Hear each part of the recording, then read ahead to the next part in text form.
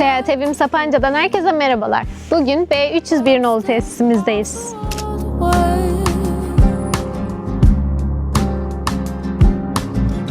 Coming back to your face, there's a guilt that I'm trying to place. Let me try explain. It's a gift to exist, it's a wonder to taste, and it's hard to resist when it's all on my plate. All right, and I'm tired of my Seyahat Evim Sapanca'yı tercih ettiğiniz için teşekkür eder. İyi tatiller dileriz.